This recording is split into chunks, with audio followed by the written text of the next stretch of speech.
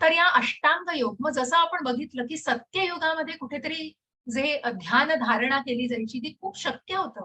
परंतु भगवंत म्हणाले मग हे या युगामध्ये शक्य आहे का?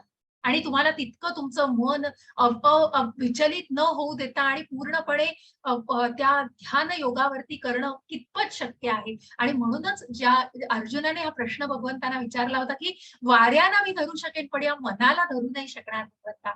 आणि मन इतकं पळतं, सुसाट पळतं, की मग हे मन आत्ता इथे आहे तर दुसऱ्या कुठल्या विचारांवर आहे. या मनाला नियंत्रित करणं इतकं कठीण आहे, की मी एक वेळ वाऱ्याला धरू शकेन, पण मी माझ्या मनाला पकडणं आणि नियंत्रित करणं खूप कठीण आहे भगवंता. आणि मग प्रत्यक्ष भगवंतांनी सांगितलं हे कठीण आहे, पण अशक्य नक्कीच नाही. कारण या मनाला संयमित करणं हे तुमच्या हातात आहे. हे पूर्णपणे तुमच्या हातात आहे, कारण तुम्ही कशा प्रकारे स्वतःला त्या मार्गावरती मार्गस्थ करणार आहात. तुम्हाला त्या भौतिक जगामध्येच त्या बंधनांमध्ये अडकून राहायचंय, का मग त्या आध्यात्मिक मार्गावर स्वतःची प्रगती करायची? मग कुठेतरी त्याच्यासाठी संयम हवा. कुठेतरी ती अनासक्ती हवी. आणि त्या सर्व गोष्टींचं ज्ञान कुठेतरी आज आपण त्याच ज्ञान विज्ञान योगाबद्दल बोलणार आहोत. आणि म्हणून जो ज्ञान विज्ञान योग, की ज्ञान सगळं आपण संपादन करतोय, या परमार्थाचं ज्ञान आपण घेतोय आणि मग त्याचंच ऍप्लिकेशन, त्याचं इम्प्लिमेंटेशन, त्याचं कुठेतरी आचरण. जसं काल माताजी म्हणाले, आपण निश्चित की प्रत्येकाने हे निश्चितपणे जाणणं आवश्यक आहे. हे ज्ञान घेतोय आपण, पण त्याचा किती प्रमाणामध्ये आपण आचरणामध्ये आणतोय. आणि मग आपण त्याच आता अनुषंगाने बघितलं की कशा प्रकारे अयशस्वी योगी, मग जे योगी या अ, ज्ञानामध्ये परिपूर्ण होऊ शकत नाही, कुठेतरी तो अभ्यास पूर्ण करू शकत नाही, ती सिद्धी पूर्ण करू शकत नाही, तर त्यांचंही कुठे नुकसान होत नाहीये भगवंत म्हणाले. कारण त्यांनाही ते पुण्य कर्म पूर्ण करायला निश्चितच संधी मिळते. आणि मग त्या जन्मामध्ये असे अनेक जन्म. प्रभुपदांचा आजच आम्ही काल ज्या आमच्या भक्तिशास्त्रीच्या वर्गामध्ये इतकं सुंदर, की अनेक जन्म त्या कृष्णाच्या, म्हणजे जो जो कृष्ण भावना मनामध्ये आणि ती अनासक्ती, असे अनेक जन्म घ्यायला लागतील त्या गोलोकापर्यंत पोहोचायला. आणि म्हणूनच भगवंतांनी सांगितलंय की या अयशस्वी योगाचंही कुठे वाईट होणार नाहीये. तर त्यांना पुन्हा श्रीमंत घरांमध्ये किंवा मग चांगल्या धार्मिक घरामध्ये, आध्यात्मिक कुटुंबामध्ये त्यांना जन्म मिळेल, की जेणेकरून त्यांचं कर्म ते पुढे नेऊ शकतील आणि त्या आध्यात्मिक मार्गावर स्वतःला प्रगत करू शकतील. आणि म्हणूनच या भक्ती योगाला कशा प्रकारे सर्वोच्च मानलेलं आहे. मग जसं तुम्ही टप्प्याटप्प्याने जाल हो, मग कुठेतरी तुम्ही बुद्धियोग वापरलात, तुम्ही ज्ञानयोग वापरलात, कर्मयोग वापरलात, अष्टांग योग वापरलात. मग या सगळ्याचे जिने टप्प्याटप्प्याने तुम्हाला त्या आध्यात्मिक मार्गावरतीच नेतायत. पण कुठेतरी तो जो भक्तीचा मार्ग आहे आणि म्हणूनच तो सर्वोच्च मार्ग दाखवलाय, की या कलियुगामध्ये म्हणूनच या भक्ती योगाला सर्वोच्च कुठेतरी त्याच्याशिवाय पर्याय नाही. जे मी प्रत्येक काल आपण अनेक वेदांच्या माध्यमातून आणि अनेक आपण असे आधार बघितले वेदांचे, की ज्याच्यामध्ये या महात्म्य दिलेलं आहे.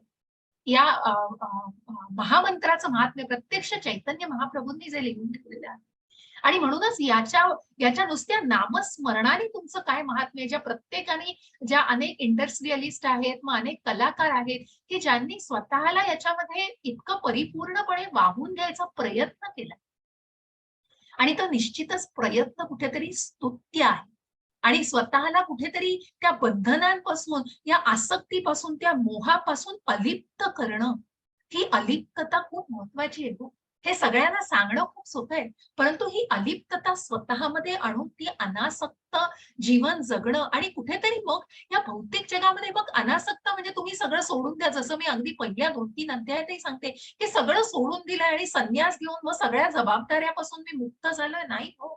कर्म करायचंच आहे. परिणामांचा त्याग करा. कर्माचा त्याग करू नका. आणि म्हणून या सगळ्यातून आपण या कर्मयोगाच्या या प्रवासातून आपण पुढे जाऊन आज आपण भक्ती योगाच्या टप्प्यावरती जातोय. आणि म्हणूनच या भक्ती योगाचा हा पहिला अध्याय आहे आज, ज्ञान विज्ञान योग. मग कुठेतरी जे कर्माचं ज्ञान, जे कर्मयोग आपण बघितला, कर्म संन्यास योग बघितला. कारण मग भगवंत म्हणतायत कर्म कर.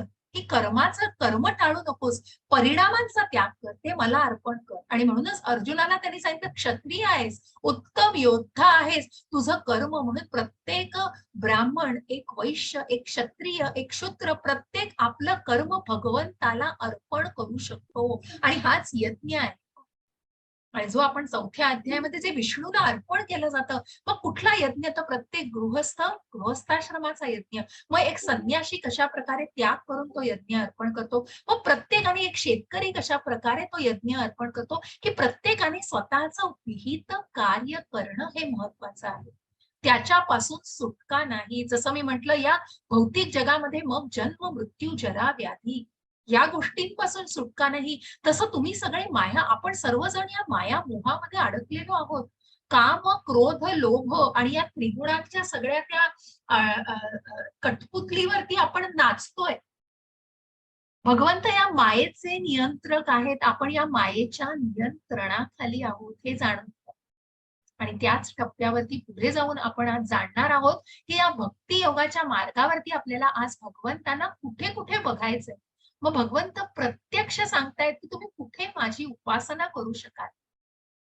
आणि मग प्रत्यक्ष भगवंतांच्या ज्ञानाचा महिमा आपण जाणणार आहोत की भगवंतांना आपण कुठे बघू शकतो आणि मी कशा प्रकारे उपासना करू. मग त्याच्यामध्ये अनेक देवी देवतांच्या पूजांचा सुद्धा उल्लेख येणार आहे की कशा प्रकारे भगवंत म्हणाले की मग ह्या देवी देवतांच्या पूजा करणं हे निश्चितच योग्य आहे. आणि त्यासाठीच कुठेतरी इस्कॉनवर खूप वेगळ्या प्रकारे टीका केली जाते, परंतु त्यासाठी तुम्ही पूर्ण ऐका. भगवंत काय म्हणतायत हे पूर्णपणे जाणून घ्या. हा व्यक्तित्ववाद आहे आणि कुठेतरी त्या देवी देवतांच्या पूजांवर कुठेही निषेध नाहीये, कुठल्याही प्रकारचा त्याच्यावरती आक्षेप नाहीये. कारण देवी देवतांच्या पूजेंना दृढ निष्ठा, तुमची निष्ठा दृढ करणं हे भगवंतांनी सांगितले. हे आपण आजच्या अध्यायात जाणून घेणार आहोत. आणि मग कशा प्रकारे या भक्तीच्या टप्प्यावर स्वतःला मार्गस्थ करणार आहोत. आणि मग कुठल्या प्रकारच्या व्यक्ती आहेत, कुठल्या 4 प्रकारच्या व्यक्ती भगवंतांना शरण जातात, की भगवंतांचं स्मरण करतात, की ज्यांनी जाणलं आहे. मग असा दुरात्मा, असा महात्मा हा एकच असू शकतो, जे आपण आज जाणणार आहोत. अनेक जण या प्रवासामध्ये प्रवास करतायत, परंतु मग त्या शेवटच्या समाधीस्थ अवस्थेपर्यंत आणि त्या दुर्मिळ अशा अवस्थेपर्यंत कोणीतरी एकच दुर्लभ आत्मा जातो. कारण त्यांनी कुठेतरी स्वतःवर नियंत्रण मिळवलेलं असतं. मग तो प्रयत्न स्तुत्य आहे, परंतु त्या टप्प्यापर्यंत जाणं महत्त्वाचं. आणि म्हणूनच या ज्ञान विज्ञान योगाला आज आपण बघणार आहोत 7व्या अध्यायामध्ये. इथे भगवंत म्हणतायत पहिल्याच श्लोकामध्ये, श्री भगवान वाच मय्यासक्त मनः पार्थ योगम युञ्जन्मदाश्रयः असंशयं समग्रं मां यथा ज्ञास्यसि तच्छृणु. हरे कृष्ण माताजी. हरे कृष्णा. श्री भगवान म्हणाले, हे पार्थ, माझ्या भावनेने पूर्णपणे युक्त होऊन योग अभ्यासाद्वारे माझ्यावर मन आसक्त करून तू मला पूर्णपणे निसंदेह कसा जाणू शकशील ते आता ऐक. हरे कृष्ण. हरे कृष्ण. तच्छृणु, आता तू ऐक की मग माझ्या भावनेने परिपूर्ण होऊन, आणि म्हणूनच कुठेतरी आपण या अष्टांग योगात आपण भक्ती योगामध्ये मार्गक्रमण करतोय. मग तू माझ्या भावनेने, मग ती भक्तीपूर्ण भावना, ती डिव्होशनल भावना, की कशा प्रकारे तू पूर्णपणे तुझं मन माझ्या भावनेमध्ये युक्त करायचंय. आणि मग तो योगाभ्यास, मग फक्त शारीरिक योग नाही, जो आपण आधी बघितला कालच्या अध्यायामध्ये, की मग फक्त शरीराचा योग नाही, की या मटेरियल, या भौतिक जगामध्ये मला स्लिम अँड ट्रिम राहायचंय, मला असं इतकं मला बारीक राहायचंय आणि मला असं करायचंय. मग हा शारीरिक छंद आहे सगळा, हा शारीरिक योग आहे. पण हा कुठेतरी याच्यात कृष्ण कुठे आहे, याच्यामध्ये आध्यात्मिक स्वभाव कुठे आहे. मग शरीराला निश्चितच स्वबळ करायचंय, त्याच बरोबर तो योगाभ्यासाद्वारे, मग त्या योगाभ्यास जो अष्टांग योगामधला योगाभ्यास दाखवला, की ज्याच्यामध्ये यम, नियम, आहार, प्रत्याहार, प्राणायाम, आसन, धारणा, ध्यान असे अनेक टप्प्यांद्वारे हा अष्टांग योग साधला जातो. आणि मग तो कुठेतरी योग म्हणजे भगवंतांची कुठेतरी एकरूपता साधायला, भगवंतांची कुठेतरी संवाद साधणं, आणि तेच आपण हे संबंध, अभ्युदय आणि प्रयोजन याला सुद्धा आपण आज जाणून घेणार आहोत. कारण मग त्या भगवंताला जर जाणलं नाही, त्या भगवान स्वरूपाला जर मांडलं नाही, तर आपण तो संबंध कसा प्रस्थापित करू? आणि म्हणूनच भगवंत म्हणतायत की त्या योगाभ्यासाद्वारे, त्या अध्ययनाद्वारे तू माझ्यावर मन आसक्त करून मग या भौतिक जगापासून तुला कुठेतरी तुझं मन अनासक्त करायचंय. आणि मग तू ते अनासक्त करण्यामध्ये यशस्वी झालास तर निश्चितच निस्संदेह तू कसा मला जाणू शकशील, हे तू माझ्याकडून ऐक. हरे कृष्ण माताजी.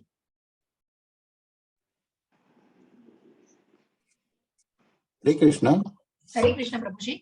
प्रत्यक्ष ज्ञान आणि दिव्य ज्ञान हे दोन्ही प्रकारचे ज्ञान मी तुला पूर्णपणे सांगतो. ते जाणल्यावर तुला काही जाणवायचे शिल्लक राहणार नाही. हरे कृष्ण. हरे कृष्ण प्रभूजी. एक सेकंद.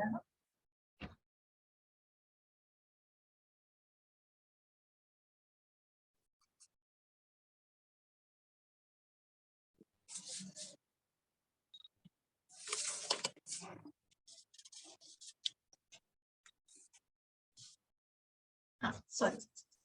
तर असं प्रत्यक्ष ज्ञान आणि दिव्य ज्ञान हे दोन्ही प्रकारचं मग या भौतिक जगामधलं, मग जे जे प्रॅक्टिकल आपण म्हणतो की मग तू माझी उपासना कशी करू शकणार आहे आणि परमात्म्याला जाणण्याचं हे परमार्थाचं ज्ञान, हे सर्व प्रकारचं ज्ञान मी तुला सांगतोय.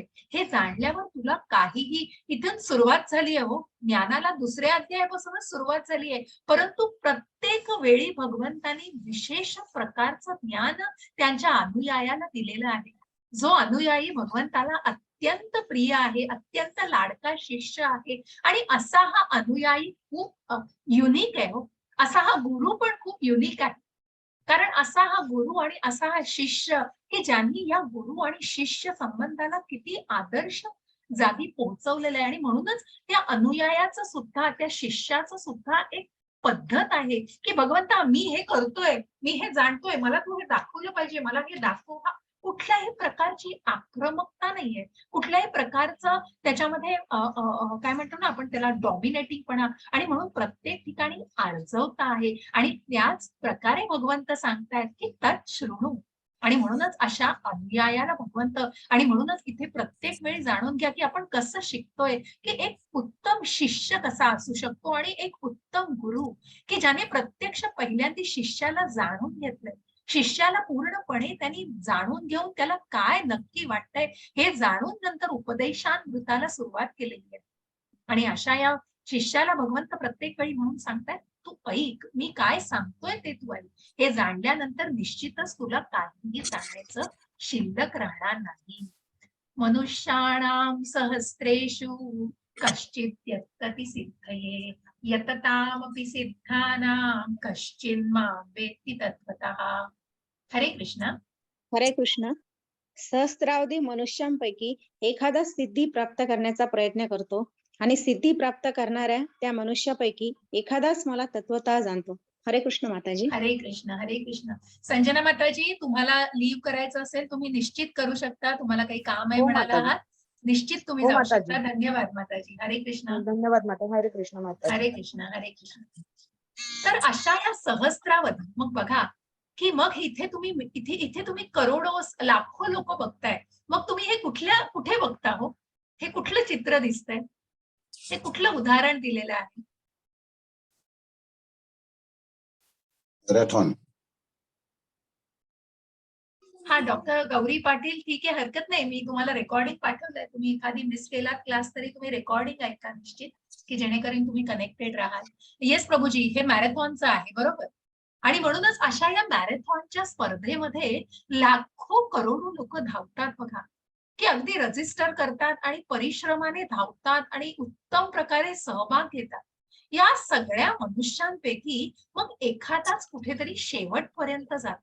मग त्याच्यातले बरेच जण हळूहळू तुम्ही बघाल बघा, की कोणी थकतंय, कोणी दमतंय, कोणी पडतंय, कोणाचा स्टॅमिना जातोय. मग अनेक पुष्कळ कारणं आहेत. अहो, दुसरं उदाहरण आपल्यातच घ्यायचं म्हटलं तर आपल्या या अध्ययन वर्गाला बघा. आपल्या या अध्ययन वर्गाला मी तुम्हाला सांगते की प्रत्येक बॅचला तुम्ही बघाल तर आता या 11 वाजताच्या बॅचला पण जवळजवळ हजारोनी रजिस्ट्रेशन करतात हो, आपल्या 7 वाजताच्या बॅचला. पण प्रत्यक्ष किती जण येतात? आता बघा तुम्ही ही 40 जण मला इथे दिसता आहात. अहो 1 असो वा 40 असो, ते ज्ञान संपादन करणारा तितका दुर्मिळ आहे तो, तितका स्वतः इतका त्याच्यात इन्व्हॉल्व आहे. कारण कुठेतरी औत्सुक्य आहे, कुठेतरी ते इन्क्विजिव्हपणा आहे आणि कुठेतरी ते जाणून घ्यायचं आहे की मला पुढे काय आहे, मी हे जगतोय म्हणजे काय करतोय, मी कोण आहे आणि पुढे जाऊन माझं काय होणार आहे, मृत्यूनंतर माझं काय. 8व्या अध्यायात आपल्याला तेही प्रत्यक्षामध्ये भगवंतांनी सांगितले. आणि म्हणून हा जो इन्क्विजिव्हनेस आहे, हे जे औत्सुक्य आहे, हे कुणीतरी दुर्मिळ लोकच जाणू शकतात, जसे तुमच्यापैकी आहेत. जसे काल प्रभूजींनी, स्वाती माताजींनी, सज्जना माताजींनी सगळ्यांनी आपले अनुभव सांगितले की मग कृष्णाला जाणायचं आहे तर 18व्या अध्यायापर्यंत पूर्णपणे त्याचं अध्ययन करा. मग अशा अर्ध्यावरतीचे रोज मी बघते 2 लेफ्ट 3 लेफ्ट असं आमच्या प्रत्येक याच्यामध्ये दिसतं, प्रत्येक ग्रुपमध्ये आमच्या दिसतं, अनेक आमच्या ज्या बॅचेस आहेत. परंतु एकच खंत वाटते की मग ज्या हेतूने आणि ज्या हिरिरीने ते रजिस्ट्रेशन केलं जातं ते कुठे जातं. मग कमिटमेंट ठीक आहे, तुम्हाला तुमच्या व्यावहारिक जीवनामध्ये प्रत्येकाला आहे, तो प्रत्येकाला आपली व्यवधानं आहेत. परंतु मग जर काही प्रॉब्लेम्स असतील, काहीही असेल तरी म्हणून तुम्हाला रेकॉर्डिंग पाठवण्याचा तोच एक उद्देश असतो की एखाद दुसरं, जसं आता माताजींनी सांगितलं, काही हरकत नाही, प्लीज सॉरी म्हणू नका. कारण तुम्ही सगळे जे सातत्याने ऐकताय हे निश्चितच तुम्हाला कुठेतरी पुढच्या मार्गावरती निश्चित प्रगत करण्यासाठी उपयोगी पडणार आहे. आणि तुम्हाला कुठेतरी हा संवाद फक्त पुढच्या आध्यात्मिक प्रगतीसाठीच आहे निश्चित. कारण मी वेळेअभावी प्रत्येक श्लोक नाही घेऊ शकत आणि प्रयत्न तोच आहे. आणि म्हणून हे जाणून घ्या की कुठल्याही प्रकारचं काय म्हणतो ना आपण की आक्षेपार्ह कुठल्याहीच गोष्टी नाहीये, परंतु ते सातत्य, ती कन्सिस्टन्सी आणि तो इन्क्विजिव्हनेस, ते औत्सुक्य हे महत्वाचं आहे. आणि म्हणूनच अशा अनेक मनुष्यांपैकी एखादा सिद्धी प्राप्त करणाऱ्या त्या मनुष्यांपैकी एखादाच भगवंताला तत्वतः जाणतो, कारण तो पूर्णपणे त्या मार्गावरती स्वतःला मार्गस्थ करतो. आणि कशा प्रकारे भगवंतांना तत्वतः जाणायचंय, मग ते तात्विक स्वरूप भगवंतांचं कसं जाणायचंय. कारण बघा भगवंत काय सांगताय, भूमिरापो नलो वायुः खं मनो बुद्धिरेव च अहंकारम इतीयं मे भिन्ना प्रकृतिरष्टधा. हरे कृष्ण. हरे हरे कृष्ण. कृष्ण. हा, कुणी हरे बोला, कृष्ण. हा, पृथ्वी, पाणी, अग्नी, वायू, आकाश, मन, बुद्धी आणि अहंकार या 8 माझ्या भिन्न प्राकृतिक शक्ती आहेत. हरे कृष्ण. हरे कृष्ण. भगवंत म्हणतायत की या प्राकृतिक शक्ती, जसं आपण म्हटलं की प्रकृती, जी आपण भौतिक प्रकृती बघितली, आध्यात्मिक प्रकृती आपण बघितली की कशा प्रकारे भौतिक आणि आध्यात्मिक जग हे वेगवेगळं आहे. आणि मग याची निर्मिती कोणी केलेली, तर या सगळ्या शक्तींची निर्मिती ही भगवंतांपासूनच आहे. आणि म्हणूनच ज्या भौतिक प्रकृतीला सुद्धा भगवंतांनी निर्मित केलंय त्याच्यामध्ये पृथ्वी, पाणी, अग्नी, वायू, आकाश आणि मग जे आंतरिक मन आहे, की ज्या आंतरिक मनाने आपलं बाह्य शरीर या पंचतत्वांनी बनलेलं आहे, परंतु आंतरिक मन हे कशाने बनलंय, तर मन, बुद्धी आणि अहंकार, जो खोटा अहंकार आहे. आणि म्हणूनच या सगळ्या भगवंताच्याच भिन्न प्रकृती आहेत. तुम्ही बघाल इकडे तर भगवंतांचं हे शरीर दाखवलंय, मग ज्याच्यामध्ये तुम्ही बघाल की अनेक डोंगर, मग पृथ्वी, पाणी, अग्नी, वायू आणि आकाश यांनी कशा प्रकारे त्याला सगळं विभागलं गेलेलं आहे. कशा प्रकारे तुम्हाला दगड, ओढके इथे दिसतील, त्याच्यानंतर इथे तुम्हाला हाताच्या या भागामध्ये समुद्र, सागर दिसेल, वायू, अनेक स्पेस दिसेल तुम्हाला वरती. मग अग्नी कशा प्रकारे इथे, जसं आपण म्हणतो की उदरामधून अग्नी, तशा प्रत्येक भगवंतांचं हे जे शारीरिक, हे जे कशा प्रकारे आकृती दाखवली की ज्याच्या प्रमाणे भगवंताच्या या प्राकृतिक शक्ती आहेत. आणि म्हणूनच भगवंतांच्या या प्राकृतिक शक्ती कशा प्रकारे जाणायच्या आहेत, तर त्या आपल्याला 3 प्रकारच्या शक्तींनी जाणायच्या आहेत. मग या भगवंतांच्या कुठल्या शक्ती आहेत. हरे कृष्ण. हरे कृष्ण. हे महाबाहो अर्जुना, या व्यतिरिक्त माझी आणखीन एक श्रेष्ठ अशी पराप्रकृती आहे, जिच्यामध्ये जीवांचा समावेश होतो. हे जीव कनिष्ठ भौतिक प्रकृतीच्या साधनांचा उपभोग घेतात. हरे कृष्ण. हरे कृष्ण. आणि म्हणून ही जी बाह्य शक्ती आहे, ही जी एक्सटर्नल एनर्जी, म्हणून भगवंतांच्या परा, अपरा आणि कुठेतरी जी मार्जिनल एनर्जी, कुठेतरी ज्या ज्या एनर्जीमध्ये, ज्या शक्तीमध्ये जीव आहे. आणि म्हणून भगवंत म्हणतायत की हे अर्जुना, हे महाबाहू अर्जुना, या व्यतिरिक्त माझी आणखी एक पराशक्ती आहे जिच्यामध्ये जीवांचा समावेश होतो. हे जीव कनिष्ठ भौतिक प्रकृतीच्या साधनांचा उपभोग घेतात. आता नीट जाणण्याचा प्रयत्न करा. भगवंतांच्या या 3 शक्ती आहेत. पराशक्ती आहे जी भगवंतांची आध्यात्मिक शक्ती आहे. जी अपराशक्ती आहे ती कनिष्ठ शक्ती आहे, जी भौतिक शक्ती आहे, ज्याच्यामध्ये ही मोह माया आहे, ज्याच्यामध्ये ह्या काम, क्रोध, लोभ, मोह, मद, मत्सर या सगळ्यांनी ही भौतिक प्रकृती, ही मोह माया भगवंतांचीच माया आहे. आणि त्याच्या ज्या मार्जिनल आपण म्हणतो ना, ज्याला ज्या लाईनीवर की मग ना ना पूर्णपणे आध्यात्मिक मार्गावर आहेत आणि पूर्णपणे भौतिक मार्गावर आहेत. आणि त्या मार्जिनल एनर्जी मध्ये त्याच पराशक्तीचाच तो एक भाग आहे, पण की ज्याच्यामध्ये या सगळ्या आपण सजीव आहोत. आणि हे जीव हे भगवंतांचे निर्मितलेले आहेत. प्रत्येक जीवामध्ये आपण परमात्मा बघू बघा. आणि म्हणूनच या भगवंतांपासूनच या सर्व शक्ती आहेत. भगवंतांनीच या जीवाला निर्मिलेलं आहे.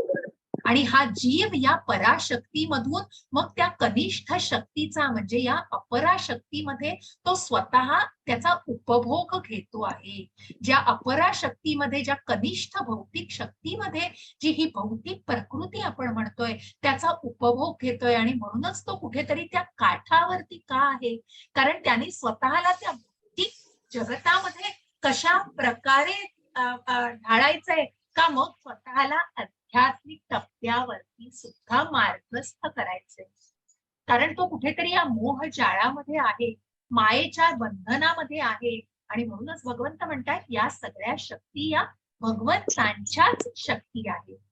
हरे कृष्ण. हरे कृष्ण. सर्वसृष्ट प्राणीमात्रांचा उगम या 2 शक्तीमध्ये होतो. या जगतामध्ये जे काही भौतिक आणि आध्यात्मिक आहे यांचा उत्पत्ती करता आणि प्रलय करता ही मीच आहे, हे निश्चितपणे जाण. हे खालचं वाचू. हो, दोन्ही वाचव.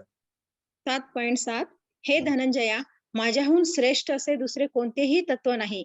दोऱ्यात ओवलेल्या मण्याप्रमाणे सर्व काही माझ्यामध्ये आश्रित आहे. हरे कृष्ण माताजी. हरे कृष्ण. धन्यवाद.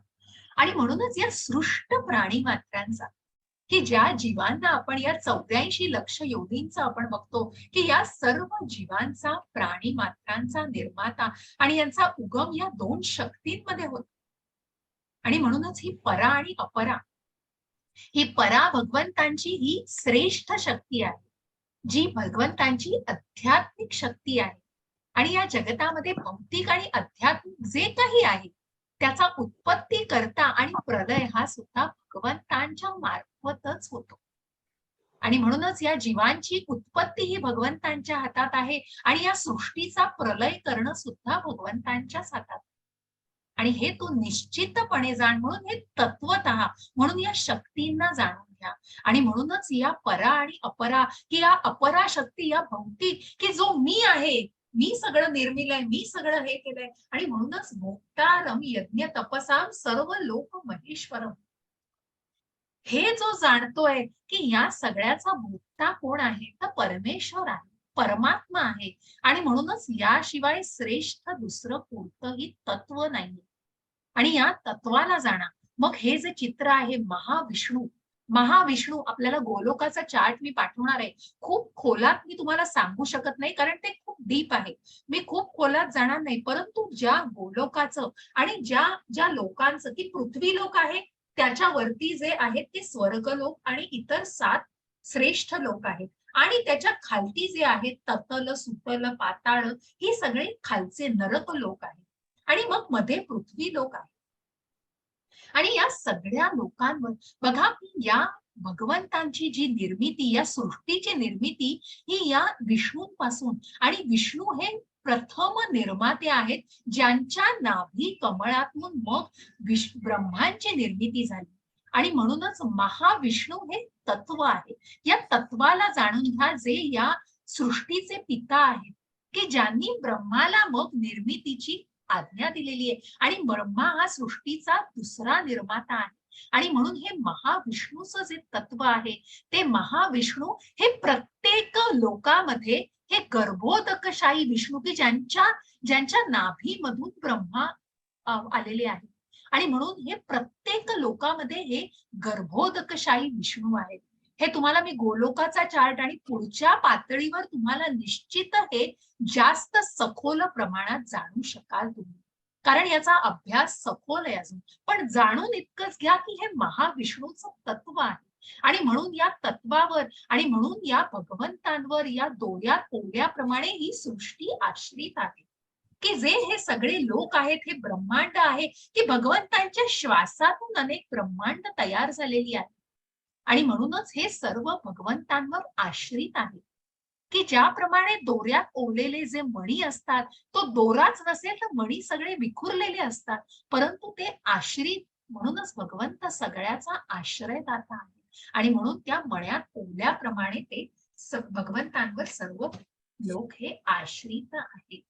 आता काय जाणायचंय आपल्याला, तर भगवंतांना कुठे बघू शकता, मग त्या परमार्थाला त्या परमात्म्याच्या जागा मग भगवंतांनी सांगितलंय की या भौतिक जगामध्ये पण आणि कशा प्रकारे तुम्ही मला जाणू शकता.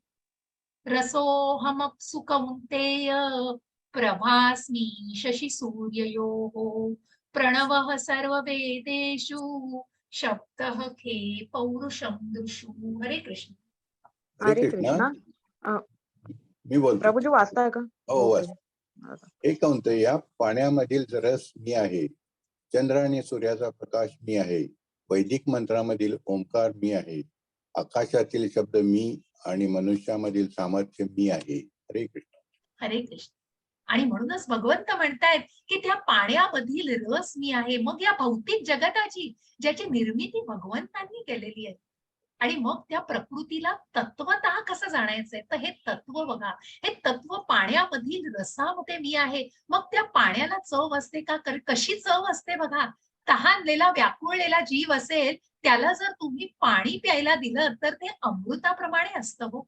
त्याला जर तुम्ही आणून कोल्ड्रिंक दिलं, दूध दिलं तरीही तो मनुष्य ते प्यायला नाकारेल, कारण जो व्याकुळलेला जीव असतो तो फक्त पाण्यासाठी व्याकुळलेला असतो आणि म्हणूनच त्या पाण्याच्या रसामध्ये मग त्या पाण्याची चव ही अमृताप्रमाणे असते आणि त्या पाण्याच्या रसामध्ये मी आहे. चंद्र सूर्याचा प्रकाश ज्याने ही पृथ्वी सगळी प्रकाशमय होतीये त्या सूर्याचा आणि चंद्राचा प्रकाश मी आहे.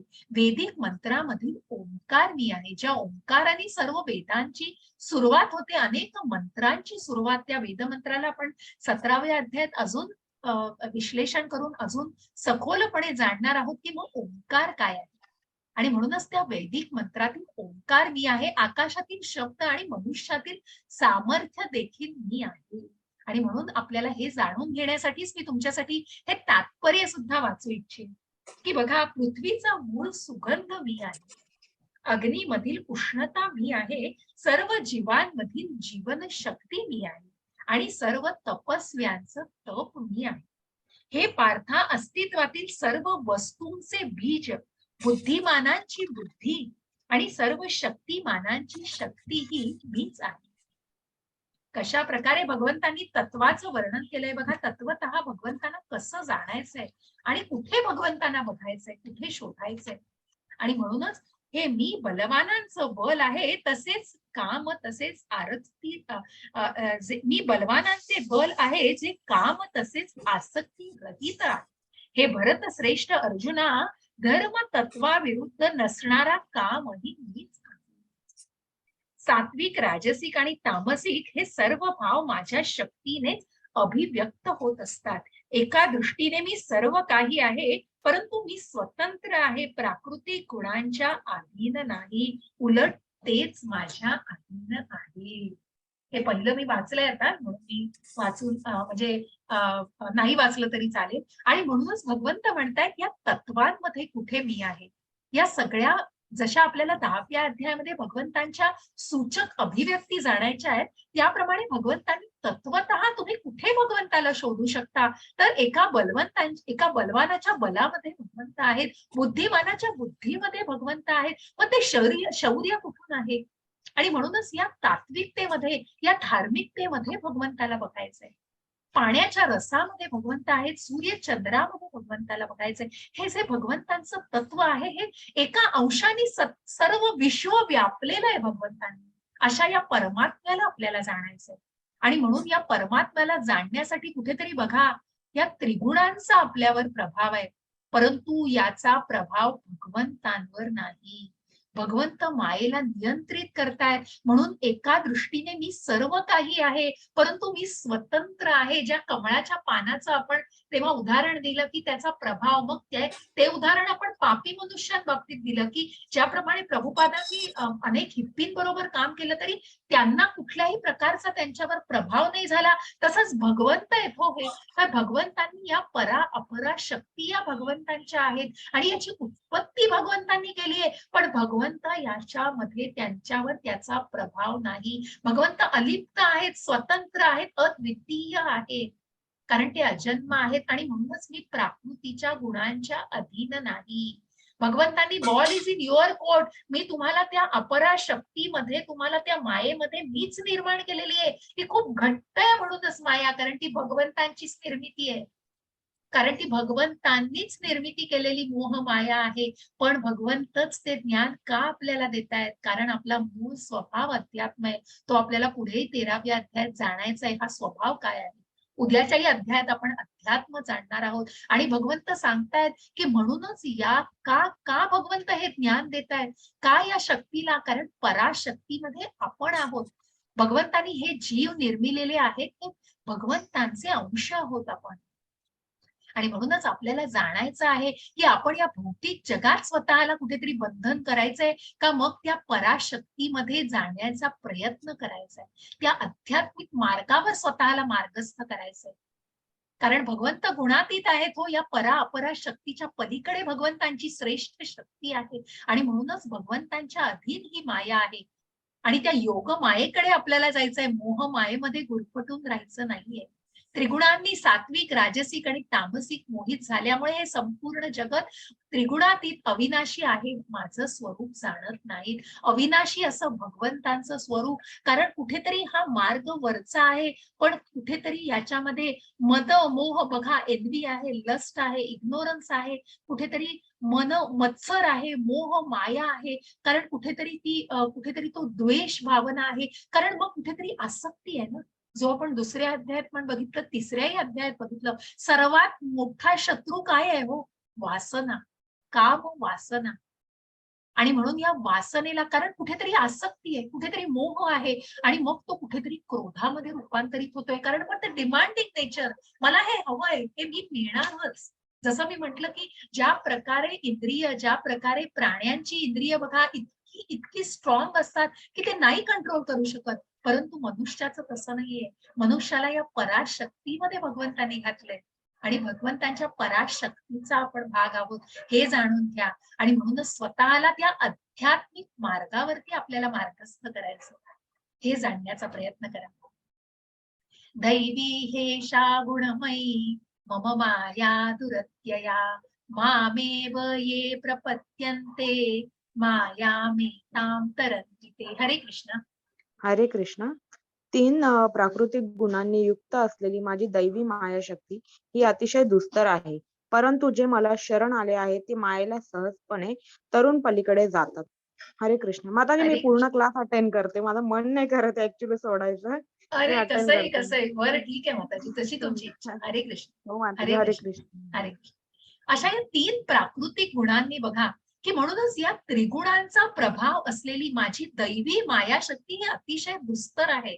आणि म्हणून ही भगवंतांचीच माया आहे, ही मोह माया. परंतु जे मला शरण आलेत, मग जे या मोह मायेला सोडून आणि या त्रिगुणांच्या कुठेतरी पलीकडे जाण्याचा प्रयत्न करतायत, त्रिगुणातीत होण्याचा प्रयत्न करतायत, आणि म्हणूनच जे भगवंतांना शरण येत आहेत, कारण ज्यांनी हे परम तत्व जाणलंय, या परमात्म्याला ज्यांनी जाणलेलं आहे, ते निश्चित या महासागराला तरुण पुढे जाऊ शकतात.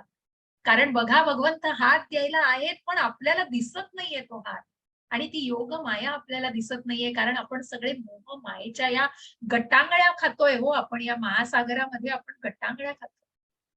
कारण कुठेतरी लोभ आहे, मोह आहे, मला हे हवंय, मला ते हवंय, मला हे अजून मिळवायचंय, मला ते अजून मिळवायचंय, कारण तो मी आहे हो. तो कुठेतरी खोटा अहंकार पण अजून सुटत नाहीये. आणि म्हणूनच जर भगवंताला जाणलंय, भगवंतांचं ते तत्व जाणलंय, कारणांचे परम कारण भगवंत आहेत, हे ज्यांनी जाणण्याचा प्रयत्न केला आहे, ते निश्चितच या महासागराला तरून पुढे जाऊ शकतात. आणि मग असे जे नाही आहेत हो, जे भगवंत असेही सांगतायत, मग जे मायावादी, जे तर्कवादी, आपण ज्यांना एथिस्ट म्हणतो, की मग जे ज्ञानाचा अभाव आहे हो, जिथे जिथे पूर्ण अज्ञान आहे, जिथे ज्ञानाचा पूर्णपणे अंधकार आहे, असे लोक मग भगवंताला जाणण्यासाठी पात्र नाही. आणि म्हणून भगवंत म्हणतायत, नमाम दुष्कृतिनो मूढाः प्रपद्यन्ते नराधमाः मायया परुतज्ञाना आसुरं भावमाश्रिताः. हरे कृष्ण. हरे कृष्ण माताजी. जे अत्यंत मूर्ख आणि दुष्ट आहेत, नराधम आहेत, ज्यांचे ज्ञान मायेमुळे नष्ट झाले आहे आणि जे असुरांची नास्तिक प्रवृत्ती धारण करतात, ते मला शरण येत नाहीत. हरे कृष्ण. हरे कृष्ण. आणि मग जे अज्ञानाने बघा, मूर्ख दृष्ट, भगवंतांनी त्यांना मूर्ख दृष्ट नराधमच म्हटलंय.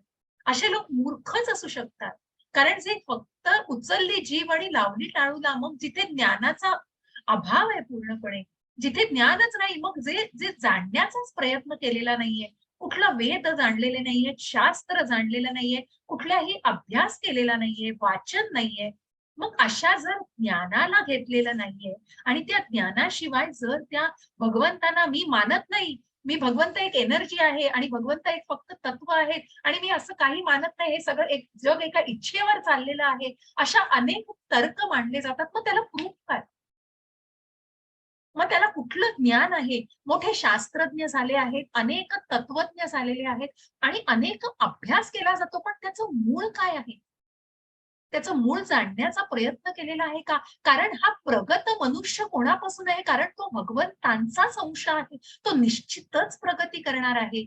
परंतु कुठेतरी कृतज्ञता जायला नकोय ती. आणि म्हणूनच ज्यांचं ज्ञान मायेमुळे नष्ट झालेलं आहे, या मोह मायेने जो स्वतःलाच मीच भोगताय, मीच स्वतःचा, मीच हे बनवलंय, मी हे घर बनवलंय, माझं आहे, मी सगळ्याचं काय म्हणतो ना त्याला, उपभोक्ता मी आहे आणि मलाच हे पाहिजे आहे. मग अशा व्यक्तींना कठीण आहे या गोष्टी. शरण जाणं भगवंतांना खूप कठीण आहे. आणि जे असुरांची नास्तिक प्रवृत्ती धारण करतात आणि मग ज्यांची मोह माया, जे इतके मायेच्या अधीन होतात, की मग त्यांना बाहेर काढणं, की जे आपण बघतो, की ज्या गोष्टी, जे लोक इतके मेस्मराईज होतात, इतके त्या एखाद्याच्या सांगण्याने, की मग आपण आतंकवादी बघतो. पुढे जाऊन आपण 16व्या अध्यायात तेच बघणार आहोत. मग हा आसुरी स्वभाव कुठल्या थरापर्यंत असू शकतो? आणि म्हणून भगवंतांनी एका संक्षिप्त स्वरूपात आता सांगितलं, की जे नास्तिक प्रवृत्ती आणि जे मूर्ख नराधम आसुरी प्रवृत्तीचे आहेत, ते भगवंतांना कधीही शरण येऊ शकत नाहीत. आणि मग त्यांचं फक्त हे चित्राद्वारे आपण बघितलं, की मग ते आसुरी स्वभावाचे कुठेतरी असतात. आणि म्हणूनच प्रत्यक्ष चैतन्य महाप्रभूंनी सुद्धा ही कथा मी पुढे येणार आहे, जगाई मदाई, मग त्यांनी शिक्षा नाही दिली, त्यांना सोडून दिलेले आहे अशा असुरांना, कारण ते शरण येऊ शकत नाही. परंतु भगवंत इतके इतके काय म्हणतो ना आपण, की भगवंतांजवळ स्वतः सगळ्यांना स्वीकारलंय हो भगवंतांनी. ज्यांनी ब्रह्मस्वरूपात स्वीकारलंय, ज्यांनी परमात्मा स्वीकारलंय, ज्यांनी भगवान म्हणून भगवंतांना स्वीकारले, मग तो संबंधच वेगळा आहे. परंतु भगवंत खूप मायाळू आहे आणि भगवंतांजवळ सर्वांना क्षमा आहे. आणि असे भगवंत मग शिक्षा न देता भगवंत इथे सांगू इच्छितात आहेत, की असे लोक भगवंतांना शरण येऊ शकत नाही, कारण ते भगवंतांना जाणू शकत नाही, ते तत्वतः भगवंतांना जाणू शकत नाही. चतुर्विधा भजन्ते मां जनाः सुकृतिनोऽर्जुन आर्तो जिज्ञासुरर्थार्थी ज्ञानी च भरतर्षभ. हरे कृष्ण. हरे कृष्णा. हे भरत श्रेष्ठ अर्जुना, 4 प्रकारचे पुण्यात्मा माझी भक्ती करू लागतात: आर्त, अर्थार्थी, जिज्ञासू आणि ज्ञानी. हरे कृष्ण. हरे कृष्ण. आणि मग कुठल्या प्रकारच्या 4 व्यक्ती भगवंतांना शरण जाऊ शकतात? मग बघा, अशा व्यक्ती शरण जाऊ शकतात ज्या आर्त आहेत. आर्त म्हणजे ज्या संकटामध्ये आहेत. अर्थार्थी, की ज्यांना ज्ञान, ज्यांना धन संपादन करायचे, ज्यांना अर्थ, ज्यांना पैसा हवा आहे. जिज्ञासू, कुठेतरी जिज्ञासा आहे. भगवंतांना जाणण्याची जिज्ञासा आहे आणि कुठेतरी ते ज्ञान संपादन करायचंय. मग अशा सर्व व्यक्ती स्वतःला त्या आध्यात्मिक मार्गावरती मार्गस्थ करतात, कारण त्या भगवंतांना शरण जातात. मग अशा प्रत्येक व्यक्तींची उदाहरणं आपल्याला या पुराणातल्या दिलेली आहेत. आणि त्या व्यक्तीचं जरी ती सुरुवात त्या कारणाने असेल, तरी ते भगवंतांना पूर्णपणे शरण गेलेले आहेत, कारण त्या तत्वाला त्यांनी जाणलेलं आहे. मग असे कोण कोण आहेत? तर जे गजेंद्र महाराज आहेत, जे अतिशय संकटामध्ये असून सुद्धा बघा यांची कथा मी सांगणार आहे, की ज्यांना ज्यांना अनेक ज्यांचा पाय बघा मगरीने पकडलेला आहे, परंतु भगवंतांची इतकी आर्त भक्तीमध्ये ते आहेत, की मग वरती भगवंत आल्यानंतर त्यांनी ते पुष्प त्यांना अर्पण केले. याच्या मागेची कथा मी निश्चित सांगणार आहे. फक्त जाणून घ्या, की आता खूप खोलात न जाता त्या कथा मी तुम्हाला निश्चित सांगते, की त्या आर्त स्वरूपाला जाणून घ्या, की कुठेतरी संकटात असताना भगवंतांचा धावा केलाय. तेच द्रौपदीने केलेलं आहे. ज्या भर सभेमध्ये द्रौपदीचं वस्त्रहरण केलं गेलं, त्या द्रौपदीने फक्त भगवंतांचाच धावा केला, कारण कुठेतरी संकटामध्ये होती आणि फक्त इतकाच दृढ विश्वास होता, की तिला भगवंतच या संकटातून वाचवू शकतील. आणि म्हणून त्या आर्त अवस्थेमध्ये द्रौपदीने भगवंतांचा धावा केलेला आहे. मग अर्थार्थी कोण असेल? तर ध्रुव महाराज, सुग्रीव महाराज, की ज्या ध्रुव महाराजांना मग ज्यांना अपमान झाला, ज्यांना त्यांच्या वडिलांच्या मांडीवरून ढकलून दिलं गेलं आणि मग ज्यांच्या आईला जाऊन की उत्तमाला, त्यांच्या बंधूला तो अधिकार दिला गेला आणि म्हणूनच त्या राजाला त्या ध्रुव महाराजांना इतकं अपमानित झालं, की ते आपल्या आईकडे जाऊन त्यांनी विचारलं, की मला सुद्धा राज्य हवंय आणि मला सुद्धा हा सगळा अधिकार हवा आहे. मग तिच्या आईने सांगितलं, की तू जाऊन कृष्णाला हा प्रश्न विचार, तू कृष्णाला शोध जाऊन आणि तो प्रश्न तू कृष्णाला विचार. 6 वर्षाचा तो बालक भगवंतांच्या शोधार्थ निघाला हो, आणि तो जंगलामध्ये भगवंतांच्या शोधार्थ निघून तिथे भगवंतांची प्रार्थना करण्यासाठी आणि हे जाणण्यासाठी, की मला ते कधी मिळणार, मला माझा अधिकार मिळणार आहे का. नारद मुनी भेटतात हो वाटेमध्ये, म्हणतात, अरे हे शक्य नाही रे, तू खूप लहान आहेस, परंतु नाही, मला ते हवं आहे, मलाही तो अधिकार हवा आहे आणि मला जाणून घ्यायचंय, मला कृष्णाला ते विचारायचंय. प्रत्यक्ष कृष्णाने त्यांना दर्शन दिलेलं आहे. अनेक तपस्येनंतर ध्रुव महाराजांनी, आणि मग पुढे जाऊन त्याची कथा सांगणार आहे, की सगळ्याच कुठे परिणिती कुठे होते. मग अर्थार्थ कुठेतरी धन हवंय, राज्य हवंय, परंतु भगवंतांना बघितल्यावर मला दुसरं काहीही नकोय. भगवंता, मला आता फक्त तुझं दर्शन घेतल्याचा एवढा इतकी सुवर्ण संधी आणि इतका लाभ झाल्यानंतर मला आता काहीच नकोय. ज्याला भगवंतांनी ध्रुव लोकामध्ये आढळ स्थान दिलेलं आहे. आणि असं हे अर्थ झालं, अर्थार्थी झालं आणि मग जिज्ञासू आणि ज्ञानी. त्याच प्रकारे सुग्रीव महाराजांची, मग प्रत्येक एक तुम्हाला सांगते, की ज्या सुग्रीव महाराजांनी सुद्धा त्यांच्या भावानी त्यांच्या पत्नीला आणि त्यांचं राज्य हडप केलं होतं, परंतु जे भगवंतांना शरण गेले आणि त्यांच्या मदतीने त्यांनी ते सर्व मिळवलं.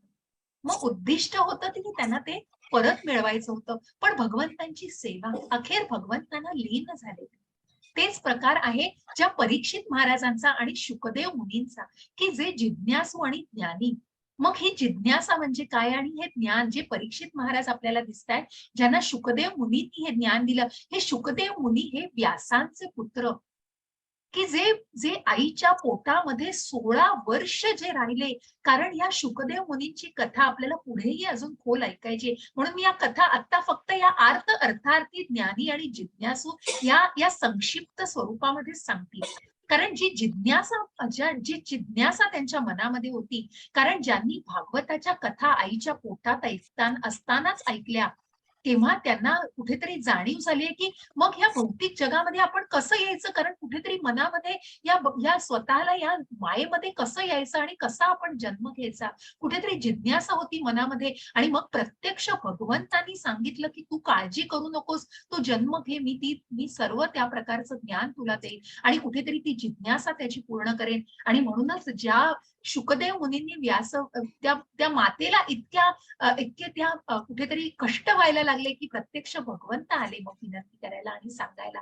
त्या शुकदेव मुनींनी मग जन्म घेऊन आणि मग पुढे जाऊन तीही कथा आहे की कशा प्रकारे त्यांनी जिज्ञासू वृत्तीने भगवंतांना जाणलेलं आहे आणि भागवताचा सर्व प्रकारे ज्ञान दिलंय. आणि त्या परीक्षित महाराजांना जे ज्ञानी म्हणून, मग या परीक्षित महाराज म्हणजे कोण, तर अर्जुनाचा नातू, अभिमन्यूचा मुलगा, जो उत्तरा आणि अभिमन्यूचा मुलगा परीक्षित महाराज. परीक्षित महाराजांना शाप मिळाला होता काही कारणाने की ज्यांनी ब्राह्मणाचा अपमान केला होता, म्हणून त्यांना त्या ब्राह्मणाच्या पुत्राने शाप दिलेला की तुम्हाला फक्त 7 दिवस जगायचंय. मग त्या 7 दिवसामध्ये परीक्षित महाराजांनी हा विचार नाही केला की जगून घ्यायचंय आपल्याला आयुष्य, तर नाही, ज्ञान मिळवायचं, कुठेतरी परमार्थाचं, परमात्म्याचं ज्ञान, त्या परमात्म्याला जाणायचंय. आणि म्हणूनच या अर्थार्थी, ज्ञानी आणि जिज्ञासू या मार्गाने ज्या व्यक्ती जातात त्या भगवंतांना शरण जाऊ शकतात. आणि म्हणूनच भगवंतांनी या 4 प्रकारच्या व्यक्तींचं वर्णन केलेलं आहे. जे ननाथ, मूर्ख, राक्षसी आणि अहंकारामध्ये गढलेले असतात ते भगवंतांना शरण जाऊ शकत नाहीत. परंतु जरी त्यांचं उद्दिष्ट सुरुवातीला तसं असेल की कुठेतरी संकट आली आहेत, कुठेतरी धन मिळवायचंय, कुठेतरी जिज्ञासा आहे, कुठेतरी जाणायचं आहे, या सगळ्या कारणांची परिणिती कुठे होतीये, तर भगवंतांना जाणण्यामध्ये. आणि तेच भगवंतांना शरण जाऊ शकतात. हरे कृष्ण. हरे कृष्ण. यापैकी जो पूर्ण ज्ञानात आहे आणि जो सदैव शुद्ध भक्ती सेवेत मग्न असतो तो श्रेष्ठ, कारण मी त्याला खूप प्रिय आहे आणि तो मला प्रिय आहे. हरे कृष्ण. हरे कृष्ण. आणि म्हणून हे ज्ञान ज्यांनी घेतलेलं आहे, म्हणूनच बघा, ज्ञान विज्ञान योग जो या भक्ती सेवेसारखा मार्ग, मग या तत्वाला जाणून आणि त्या शुद्ध भक्ती सेवेमध्ये स्वतःला लीन करतो की मग तू माझ्या स्वभावाची प्राप्ती कधी करशील, की जेव्हा या तत्वाला जाणशील आणि पूर्णपणे हे ज्ञान संपादन करशील. आणि अशीच व्यक्ती भगवंतालाही प्रिय असते आणि भगवंतही त्यांना प्रिय असतात. हा कुठेतरी संबंध भगवंतांशी येतो. आणि म्हणूनच त्या भगवान रूपाला त्यांनी जाणलेलं असतं. कुठेतरी त्या आध्यात्मिक मार्गावर ती प्रगती केलेली असते. आणि म्हणूनच इतकी ते दृढ श्रद्धा असते की भगवंतांना असे भक्त विशेष असतात. आणि म्हणूनच भक्त भगवंताला नेहमी विशेष आहेत, जे भगवंताला जाणू शकतात. म्हणून हा सुंदर असा श्लोक आहे बघा. बहुनाम जन्मनामन्ते ज्ञानवान मां प्रपद्यते, वासुदेवः सर्वमिति स महात्मा सुदुर्लभः. हरे कृष्ण. हरे कृष्ण. अनेकानेक जन्म आणि मृत्यूनंतर ज्याला वास्तविक ज्ञान होते तो मी अस्तित्वातील सर्व गोष्टींच्या कारणाचे परम कारण असल्याचे जाणून मला शरण येतो, असा महात्मा अत्यंत दुर्लभ असतो. हरे कृष्ण. हरे कृष्ण. आणि म्हणूनच अनेक जन्म, जसं मी म्हटलं की जे कृष्णा कॉन्शियसनेस, कृष्ण भावना जाणायची, त्या तत्वाला जाणायचंय, ते वास्तविक ज्ञान जाणायचंय, अनेक जन्म आणि मृत्यू नंतर मग अनेक जन्म घ्यायला लागतात. एका जन्मामध्ये जे शक्य नाहीये, अनेक असे जन्म घ्यायला लागतात की जे वास्तविक ज्ञान ज्याला प्राप्त होतं त्याने मी अस्तित्वातील, मग काय ज्ञान, की मी अस्तित्वातील सर्व गोष्टींच्या कारणांचं परम कारण आहे, हे जाणून जेव्हा जो व्यक्ती शरण येतो तो महात्मा अत्यंत दुर्लभ असतो.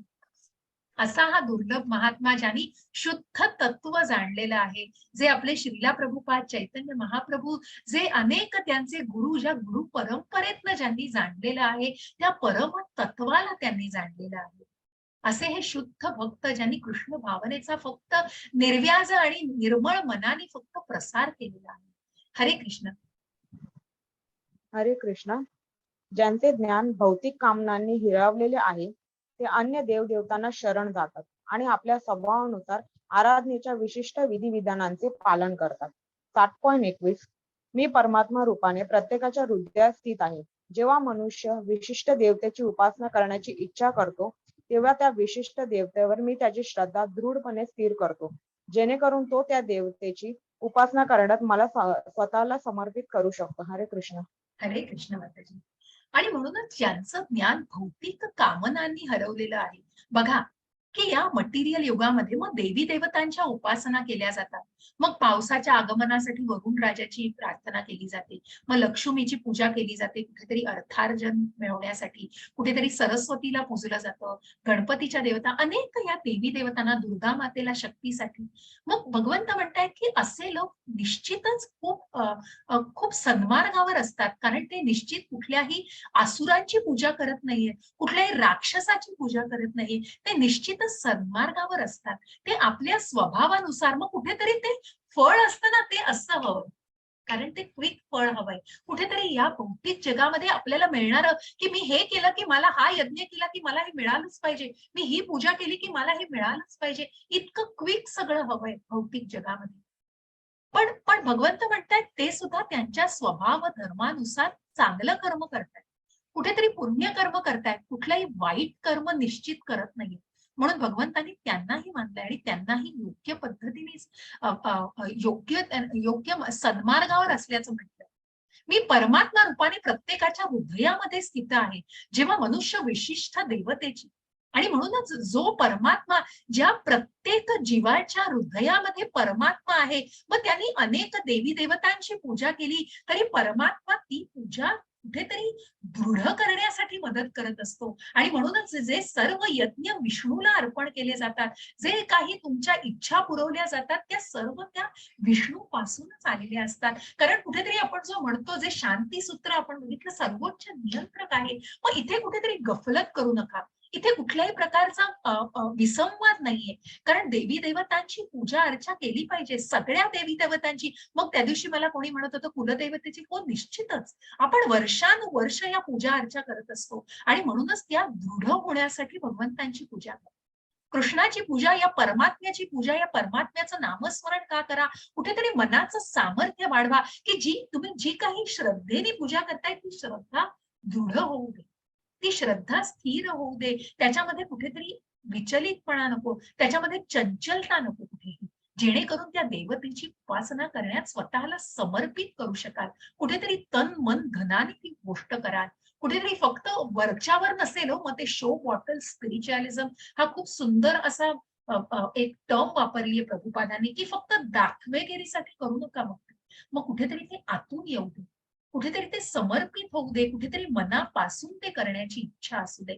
ते करणं महत्वाचं आहे. आणि म्हणूनच भगवंत म्हणतायत ती श्रद्धा निश्चितच दृढ केली जाते जेव्हा ते भगवंतांच्या नामस्मरणाने आणि पूजेने अर्पित केलं जातं.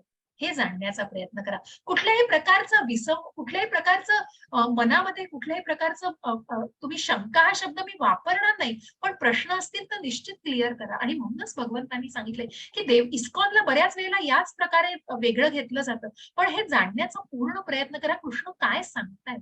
म्हणून ही पूजा ऍड करा. मी जेव्हा जेव्हा सांगते की या प्रश्नाचं उत्तर देताना की तुम्ही त्या पूजेला तुमच्या उपासनेमध्ये निश्चितच वाढवा, की इतकी वाढवा आणि इतकं परमात्म्याचं स्मरण कराल की तेव्हा तुमच्या कुठेतरी मनस सामर्थ्य इतकं वाढेल की मग ते वरचेवर राहणार नाही, सगळं कुठेतरी आतून येईल. आतून श्रद्धेने मग त्या टप्प्यावरती तुम्ही निश्चितच कुठेतरी प्रगत होण्याचा प्रयत्न करा. हरे कृष्ण. हरे कृष्ण. अशा श्रद्धेने युक्त होऊन तो विशिष्ट देवतेची कृपा संपादन करण्याचा प्रयत्न करतो आणि आपले इच्छित भोग प्राप्त करतो. परंतु वस्तुतः हे लाभ केवळ मीच प्रदान करतो. 7.23 अल्पबुद्धी लोक देवतांची उपासना करतात आणि त्यांना प्राप्त होणारी फळे मर्यादित व अनित्य असतात. देवतांचे उपासक देवलोकांची प्राप्ती करतात, पण माझे भक्त अखेर माझ्या परमधामाची प्राप्ती करतात. हरे कृष्ण. हरे कृष्ण. जे मी आधी सांगितलं तेच वर्णन, की मग कुठेतरी श्रद्धा दृढ आणि जे काही येतं आहे त्या विष्णूंना, जे यज्ञ, ज्या महाविष्णूंचं मी तत्व सांगितलं की या परा अपरा, मग या भगवंतांना, की देवी देवता, ज्या ब्रह्मांची निर्मिती भगवंतांपासून झालेली आहे, ज्या ब्रह्मांपासून शिव आणि दक्षाची निर्मिती झालेली आहे, असे हे सगळे देवी देवता सुद्धा भगवंतांना शरण आलेले आहेत. या चित्रामध्ये तुम्ही बघाल जे भगवंतांना जाणण्याचा प्रयत्न करतायत, ज्या विष्णूला, ज्या महातत्वाला देवी देवतांनी जाणलेलं आहे. मग देवी देवतांपासून जे आलेले आहे ते भगवंतांपासूनच आलेलं आहे आपल्याकडे. हे जाणण्याचा प्रयत्न करा. मग फक्त कुठेतरी वरच्यावर सगळ्या गोष्टी नको. आणि म्हणूनच जे मग पुण्यकर्मासाठी त्या गोष्टी करतात त्यांना स्वर्गलोकाची प्राप्ती होते, पण खूप क्षणभंगूर असतं. कुठेतरी ते पुण्य क्षीण झालं की पुन्हा त्या भौतिक जगामध्ये फिरून यावंच लागतं. पण जे भगवंतांना परमतत्वाने जाणतात ते निश्चितच भगवंतांच्या धामाची प्राप्ती करतात. त्या दुःखालयमध्ये पुन्हा परतून यावं लागत नाही. मग त्यांना निश्चितच त्या गोलोकामध्ये त्यांना आश्रय मिळू शकतो. हरे कृष्ण.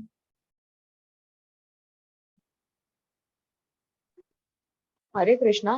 मला पूर्णपणे न जाणणाऱ्या अल्पबुद्धी लोकांना वाटते की मी म्हणजेच पुरुषोत्तम भगवान श्रीकृष्ण पूर्वी निराकार होतो आणि आता व्यक्तित्व धारण केले आहे. त्यांच्या अज्ञानामुळे ते माझे अविनाशी आणि अनुपम असे दिव्य स्वरूप जाणू शकत नाही. हरे कृष्ण. हरे कृष्ण. कारण अज्ञान आहे, अल्पबुद्धी आहे, अहंकार आहे. आणि मग अशा लोकांना वाटतं की बघा त्यांची दृष्टी बघा, त्यांचे ज्ञानचक्षु बघा, की मग त्यांना पूर्वी मी निराकार होतो, मग भगवंत एक शक्ती आहे आणि मग ही शक्ती फक्त त्यांच्या इच्छेनुसार येते आणि मग ते निराकारच रूप आहे आणि मग ती मूर्तीलाही मानत नाही. अशा आपण अनेक तर्क ऐकतो. मग त्याविषयी मी वाचलंही नाहीये खूप, परंतु आपण खूप वेगवेगळ्या प्रकारच्या याविषयी अनेक संज्ञा ऐकतो किंवा मग त्याच्यामध्ये ज्ञानाचा किती प्रभाव असतो आणि कुठल्या ज्ञानाचा प्रभाव असतो, की ते तर्कशास्त्र असतं, तत्वज्ञान असतं, की मग त्या भगवंत फक्त पृथ्वी तलावर एक व्यक्ती म्हणून आलेत, मनुष्य म्हणून, मग पुन्हा ते निराकार होऊन शक्तीने परत जातात. तर नाही, हे निश्चितपणे जाणण्याचा प्रयत्न करा. मग परमात्म्याला, त्या परम तत्वाला तुम्ही जाणलंय का, की जे अजन्म आहे, जे आपण आधीच्याही 4थ्या अध्यायात बघितलं, ज्या ज्ञानयोगामध्ये जे इच्छेने भगवंतांना काय अशक्य आहे हो.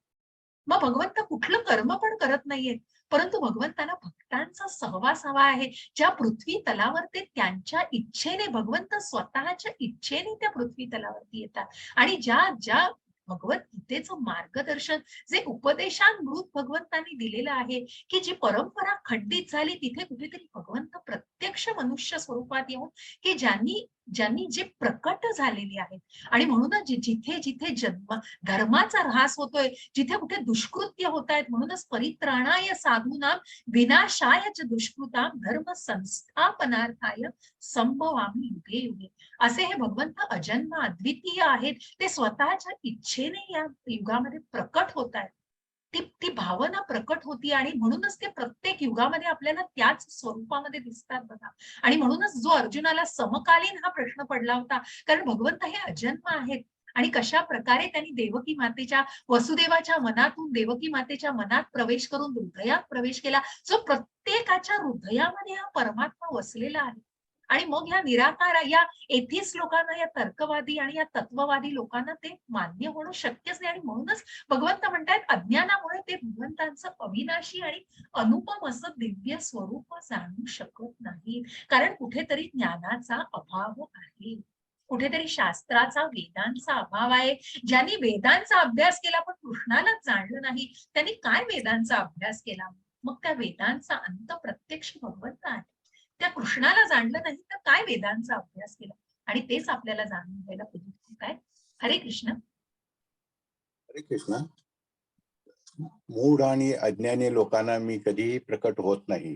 माझ्या अंतरंगा शक्तीद्वारे मी त्यांना अप्रकट राहतो आणि म्हणून मी अजन्मा आणि अच्युत असल्याचे ते जाणू शकत नाही. 7.26 अर्जुना, मी पुरुषोत्तम भगवान भूतकाळात घडलेले सर्व काही, घडत असणारे सर्व आणि भविष्यकाळात घडणारे सर्व काही जाणतो. मी सर्व जीवांना जाणतो, परंतु मला कोणीही जाणीत नाही. हरे कृष्ण. हरे कृष्ण. जसं मी आधीच्याही श्लोकामध्ये त्याचा उल्लेख केला, की मग मूढ अज्ञानी लोक, मग मग तो जो संबंध प्रकट करायचे, ज्या आपण 3 टप्प्यावरती म्हटलं, की ब्रह्म आहे, परमात्मा आहे, भगवान आहे, पण कुठेतरी ब्रह्मरूपाला सुद्धा भगवंतांनी स्वीकारलेलं आहे. मग ती शक्ती, म्हणून भगवंत पुढे जाऊन सांगतायत, की मग अशांना ज्यांनी या शक्तीला स्वीकारलंय ते निश्चित स्वतःला त्या टप्प्यावरती मार्गस्थ करतायत, कुठेतरी प्रयत्न करून जाणण्याचा प्रयत्न करतायत. परंतु भगवंत अज्ञानी लोकांना कधीच प्रकट झालेले दिसणार नाही आणि ते कधीही त्यांच्या समोर, आणि तो संबंध प्रस्थापितच होऊ शकत नाही. कारण भगवंतांच्या ज्या आध्यात्मिक शक्तीद्वारे ते अप्रकट राहतात आणि अशा जीवांना ते दिसूच शकत नाही, कारण ते अज्ञानी मूढ असतात. कारण तितकी त्यांची आध्यात्मिक पात्रताच नसते आणि म्हणून त्यांच्यासाठी मी अजन्मा अच्युत असल्याचं ते जाणूच शकत नाही. कारण जे भगवंत, मग ते स्वतःच्या तत्वानुसार भगवंतांना कुठेतरी उल्लेख केला जातो त्यांचा. आणि म्हणून अशांसाठी भगवंत अप्रकटच राहतात. आणि कारण कारण त्यांचं आध्यात्मिक पातळी तितकी नसते. ज्यांनी ब्रह्म, परमात्मा आणि कुठेतरी ज्या ज्या भगवान रूपामध्ये भगवंतांना स्वीकारलेला आहे, तिथे कुठेतरी तो संबंध प्रस्थापित केलाय. तिथे त्या भगवंतांना परम तत्व म्हणून जाणलंय, ती कृतज्ञता जाणलेली आहे. कुठेतरी भगवंतांना कृतज्ञ मानून की भोक्तारम यज्ञ तपसाम, की सर्वांचा भोक्ता हा परमात्मा आहे. आणि या परमात्म्यापासून जे काही उत्पत्ती झालेली आहे आणि जो प्रलयही आहे हा भगवंतांपासून आहे. आणि म्हणून या 3 शक्ती जाणून घ्या. परा अपरा शक्ती जाणून घ्या. ती जी अंतरंग आणि जी मधली मार्जिनल शक्ती आहे, ती शक्ती म्हणजे जीव शक्ती आहे. आणि या जीवालाच जाणायचं आहे की भगवंतांचा आध्यात्मिक स्वभाव कसा प्राप्त करायचा आहे. आणि जो या भगवंतांना जाणण्याचा प्रयत्न करतो आणि म्हणून आपल्याला 11व्या अध्यायात जे जाणायचं आहे ते भगवंतांनी सांगितलंय की अर्जुना, मी पुरुषोत्तम भगवान ज्या 15व्या अध्यायामध्ये या पुरुषोत्तमाला कशा प्रकारे आपण आध्यात्मिक पातळीवर सर्वोच्च असलेल्या या पराशक्तीचे जे श्रेष्ठ असलेले भगवंत आहेत, त्यांना भूतकाळात जे घडलेलं सगळं काही, भविष्य काळामध्ये जे घडणार आहे आणि वर्तमान काळातही अशा या विश्वरूप दर्शनामध्ये आपल्याला हे सगळं जाणायचं. आणि म्हणूनच का आपल्याला पहिल्याच अध्यायामध्ये कळलंय हो की धर्माची, मग ती विजयाची कारणं आपण का 9 कारणं सांगितली की जिथे स्पष्ट झालेलं आहे की जिथे भगवंत आहेत, मग त्या दुर्योधनाला भगवंतच दिसले नाहीयेत, कारण विनाश काले विपरीत बुद्धी, की ज्यांनी भगवंतांना जाणलंच नाही. जे अर्जुन म्हणतोय, पांडव सगळ्या पांडवांचा उल्लेख करतोय, पण तो भगवंतांना जाणू शकत नाहीये. जे भगवंत प्रत्यक्ष त्याच्याकडे शांतीदूत म्हणून गेले होते, त्यांना तो जाणूच शकला नाही, कारण तितकं ज्ञानच नाहीये. तिथे सगळा अंधकार आहे, वो अज्ञान आहे तिथे. आणि म्हणून असे लोक भगवंतांना जाणू शकत नाही आणि त्यांच्यासाठी भगवंत सुद्धा अप्रकटच राहतात. येषां तत्त्वगतं पापं जनानां पुण्यकर्मणां ते द्वंद्वमोह निर्मुक्ता भजन्ते मां दृढव्रतः. हरे कृष्ण. हरे कृष्ण. ज्यांनी या जन्मी आणि पूर्वजन्मी पुण्यकर्मे केली आहेत आणि ज्यांची पापकर्मे पूर्णपणे नष्ट झाली आहेत, ते द्वंद्वरूपी मोहातून मुक्त होतात आणि दृढ निष्ठेने माझ्या सेवेमध्ये युक्त होतात. हरे कृष्ण. हरे कृष्ण. आणि म्हणूनच आपल्याला या गोष्टीद्वारे जाणून घ्यायचे, भगवंत म्हणतायत की ज्यांनी या जन्मी पूर्वजन्मी पुण्यकर्म केली आहेत, ज्यांची पापकर्म पूर्ण नष्ट झालेली आहेत, की ज्यांनी पाप केली आहेत, मग वाल्याचा वाल्मिकी झाला, ज्यांनी हे रामायण लिहिलं आहे. त्याचप्रमाणे आपण या मोक्षारी ऋषींची कथा ऐकणार आहोत की कशा प्रकारे पाप कर्म करून सुद्धा ज्यांना ज्ञान संपादन जेव्हा केलं गेलं, ज्यांनी ज्यांनी त्यांना ज्ञान संपादन केलं, तेव्हा तितकी त्यांची कुठेतरी त्यांच्यामध्ये ती ठिणगी होती, कुठेतरी तो स्पार्क होता की त्यांनी त्या भगवंताला जाणण्याचा प्रयत्न करून त्या आध्यात्मिक मार्गावर स्वतःला मार्गस्थ केलं. आणि म्हणूनच ते ज्ञान घेतलं आणि कुठेतरी ते तत्व जाणण्याचा प्रयत्न केला. ज्या नारद मुनींनी वाल्याना सुद्धा, आणि मग असे अकर्मी लोक, आणि म्हणूनच ज्या नारद मुनींना आपण अकर्मी म्हणतो, की ज्या अकर्मी लोकांनी, की ज्यांनी या आत्म्याला, ज्या खालावलेल्या, जो जो कुठेतरी अधःपतनाला जातोय, अशा आत्म्याचं त्यांनी कुठेतरी त्याला परिवर्तित केलं आणि कुठेतरी त्याला चांगल्या मार्गावरती आणि त्याची उन्नत मार्गावरती त्याला आणलं. आणि म्हणून ते द्वंद्वरूपी मोहातून मुक्त होतात. असे पापी व्यक्ती निश्चितच निष्ठेने माझ्या सेवेत युक्त होतात. अशा या मोक्षारी ऋषींची एक कथा सांगून मी आपला अध्याय आपला संपतोय. 1-2 मिनिटं अजून, 1-5 मिनिटं सॉरी. तर अशी ह्या मोक्षारी ऋषींची कथा अशी आहे की मोक्षारी हा एक प्राण्यांना मारणारा आणि प्राण्यांना मारून स्वतःची उपजीविका करणारा, आणि ते प्राण्यांना मारणं सुद्धा कसं, की अर्धवट मारून, कुठेतरी अर्धवट मारून, ज्या हरणाला मारून त्याची कातडं बनवणं आणि त्याच्यापासून मग आसनं बनवणं, इतकं इतकं असं घृणास्पद कृत्य तो करत होता. आणि त्या तडफडणाऱ्या प्राण्यांना तो बघायचा. असा हा मोक्षारी एकदा नारद मुनी त्यांच्या वाटेने, त्या जंगलाच्या वाटेने चालले असताना त्यांनी मोक्षारींना ते भेटले आणि ते म्हणाले, तू काय करतोयस? तो म्हणाला, हे माझी उपजीविका आहे. अरे पण हे किती तर तुम्हाला हरणाचं कातडं देऊ का मी आसन म्हणून?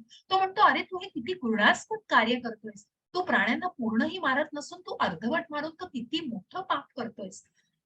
त्यावर मोक्षारी म्हणाले की ही माझी उपजीविका आहे, याच्यावर मी माझं कुटुंब राबवतो, तर तू हे का करतोयस? कारण हे माझ्या वडिलांनी दिलेला व्यवसाय आहे. त्याच्यामध्ये किती निरागसता नारद मुनींना दिसली. आणि म्हणून मग नारद मुनी म्हणाले की तुला जर फक्त तुझ्या उपजीविकेसाठी करायचंय तर तू हे काम सोड. मी तुला दुसऱ्या मार्ग सांगतो, ते तू मार्ग अवलंब. आणि मग तो मार्ग नारद मुनी त्यांना सांगतात. ते म्हणतात, एक कुटीर बांध तू, त्याच्यासमोर एक तुळशी वृंदावन बांधून तिथे तुळस लाव आणि तू नामस्मरण कर. ती मोक्षारी म्हणतात, ठीक आहे, माझी उपजीविका माझ्या कुटुंबाला मला पाळायचं आणि ते जर मला शक्य झालं तर मी निश्चित करेन. आणि म्हणून मग अशा प्रकारे तो मोक्षारी आणि त्याची पत्नी गावाबाहेर एक कुटीर बांधून तिथे तुळशी वृंदावन बांधतात आणि नामस्मरण करतात. ही बातमी वाऱ्यासारखी गावामध्ये पसरते की एका शिकाऱ्याचा कुठेतरी ऋषी झालाय आणि कुठेतरी संत झालाय, की जो नामस्मरण करतोय. अनेक लोक त्याला बघायला येतात. अनेक लोक बघायला येताना नुसत्या हाताने येत नाहीत हो. मग कोणी दूध घेऊन येतं, कोणी अन्न घेऊन येतं, कोणी शिधा घेऊन येतं, असं अनेक गोष्टी घेऊन येतात, ज्या नारद मुनींनी त्यांना कबूल केलेलं असतं की तू हे सुरुवात कर, मी त्याची काळजी घेईन. आणि मग त्यांना कशाचीच कमतरता पडत नाही हो. अशा त्या मार्गावरती, त्या आध्यात्मिक मार्गावरती ते स्वतःला मार्गस्थ करतात. आणि मग त्यांच्या पत्नी एक दिवस त्यांना म्हणतात की आपल्याला इतकं मिळतंय हो, नारद मुनींनी आपल्याला आधीच्या आपण करायचो त्याच्यापेक्षा सुद्धा या मार्गावरती आपल्याला किती धन मिळतंय, किती अन्नदान मिळतंय आपल्याला. तेव्हा मोक्षारी म्हणाले, मग तू आता हे अन्न सगळं शिजव, आपण भगवंताला त्याचा नैवेद्य दाखवून प्रसाद म्हणून सगळ्या गावामध्ये शिधा वाटूया.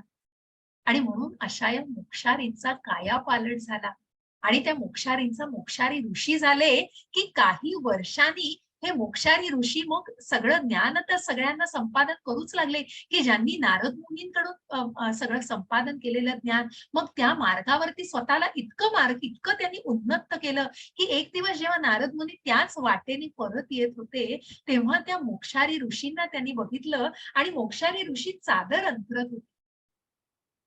नारद मुनींनी त्यांना विचारलं की तू चादर का अंथरतोस? तेव्हा त्यांनी सांगितलं की इथे काही मुंग्या आहेत आणि त्या मुंग्यांवर तुमचा पाय पडू नये आणि त्यांचा जीव जाऊ नये, इतकीच मी काळजी घेतो. बघा किती कायापालट झालाय, की फक्त साधू संग लभ मात्रे, की फक्त संगाने, की नारद मुनीच्या फक्त सांगण्याने आणि त्यांच्या फक्त संगतीने त्यांच्यावर किती परिणाम झाला, की त्या मुंग्यांना सुद्धा ते मरू दिलं नाही त्यांनी. की जो माणूस आधी अर्धमेल्या प्राण्यांना मारायचा, की त्यांना अर्धमेलं करायचा, अशा मोक्षारींचा मोक्षारी ऋषी झाला. आणि म्हणूनच भगवंत म्हणतायत की त्यांची सर्व द्वंद्वरूपी सगळ्या मोहातून ते मुक्त होतात आणि त्यांची पाप सगळी नष्ट होतात. आणि असे लोक मग भगवंतांना शरण जातात. हरे कृष्ण. हरे कृष्ण. पूर्णपणे मतपरायण झालेले, जे मला भौतिक सृष्टीचा संचालक, देवतांचा नियंत्रक, सर्व यज्ञांचा अधिष्ठाता भगवंत म्हणून जाणतात, ते मृत्यू समयी सुद्धा मला जाणू शकतात. हरे कृष्ण. हरे कृष्ण. आणि म्हणूनच ज्यांनी भगवंताला या जाणलेलं आहे, पूर्णपणे मतपरायण, की भगवंतामध्ये अगदी लीन झालेले आहेत, मग त्या समाधीस्थ ज्या भक्तीच्या मार्गावरती स्वतःला त्यांनी मार्गस्थ केलं आहे, भौतिक सृष्टीचा जो सगळ्याचा सर्वोच्च नियंत्रक आहे आणि देवतांचा नियंत्रक आहे, सर्व यज्ञांचा अधिष्ठाता, जे आपण उद्याच्या अध्यायात बघणार आहोत, अधिदैव अधियज्ञ या सगळ्या संज्ञा बघणार आहोत, त्यांना भगवंत म्हणतायत की मग मृत्यू समयी सुद्धा तुम्ही कसे मला जाणू शकता. मग या मृत्यू समयी, की ज्या वेळेला हे जीर्ण शरीर थकलेलं आहे आणि आता हा जीर्ण देह ठेवायचा आहे, त्या वेळेला सुद्धा भगवंतांचं स्मरण करणं हे कसं शक्य होतं, हे जाणून घ्यायचं आहे. आणि हे जाणणं कुणाला शक्य आहे, की ज्यांनी आयुष्यभर मग जे ध्यान करण्यासाठी आणि त्याच अनुषंगाने मी सांगू शकेन की पुढच्या अध्यायात आपण तेच बघणार आहोत, की जे आयुष्यभर भगवंतांचं स्मरण करतात आणि जे आपले श्रीला प्रभुपाद ज्या वयाच्या 5व्या वर्षापासून ज्यांना कृष्ण भक्तीचा अगदी प्रेमामध्ये लीन होते, कृष्ण प्रेमामध्ये, की ज्यांनी जगन्नाथ रथयात्रेसाठी हट्ट केला वडिलांजवळ आणि ज्यांना रथ मांडून मग त्यांनी तो उत्सव साजरा केला, की इतके भगवंतांच्या भक्तीमध्ये लीन होते, ज्या परम तत्वानं ज्यांनी जाणलेला आणि मग त्या भावनेचा प्रसार अख्ख्या विश्वामध्ये ज्यांनी केला, असे श्रीला प्रभुपाद. आणि म्हणूनच तत्वतः ज्यांनी भगवंताला जाणलेलं आहे, ते निश्चितच मृत्यू समयी सुद्धा भगवंताला जाणू शकतात. इति सप्तमोध्याय समाप्त. थोडा जास्त वेळ घेतला मी, परंतु हा अध्याय इतके काही गोष्टी मी खूप स्वतःला नियंत्रित करते, पण निश्चितच तुमच्यापर्यंत ज्ञान जास्तीत जास्त पोहोचवावं हा प्रयत्न असतो. आणि कुणालाही काही प्रश्न असतील तर आपण 5 मिनिटं घेऊया. हरे कृष्ण सगळ्यांना. येस स्वाती माताजी, हरे कृष्ण. हरे कृष्ण. हरे कृष्ण. ते 24 पॉईंटची जी आकृती आहे ना 7.24 तर त्या आकृतीचं थोडस कन्फ्युज आहे म्हणजे नाही कळली ती जरा. एक मिनिट मी जाते त्याच्यावरती. 7.24 ही आकृती. मग अल्पबुद्धी आपण म्हणतो ना, ज्ञानाचे चक्षु बघा कुठला तरी वेगळ्याच प्रकारचा लावलाय ना त्यांनी. तो काही अच्छा. नॉर्मल वाटत नाहीये की नाही. ते नाही. जे आहे ते कुठेतरी वेगळ्या स्वरूपावर आहे. कुठेतरी इथे ना अच्छा. काही या स्लाइड बनवल्या जातात त्याचं उद्दिष्ट हे असतं माताजी की अल्पबुद्धी म्हणजे ते फक्त एक कृती तुम्हाला वाचून सांगते की मग स्वतःच्या ज्ञानाने म्हणजे स्वतःच्या तत्वाने मी ज्या दृष्टीने बघतोय मी म्हणेन ती पूर्व दिशा.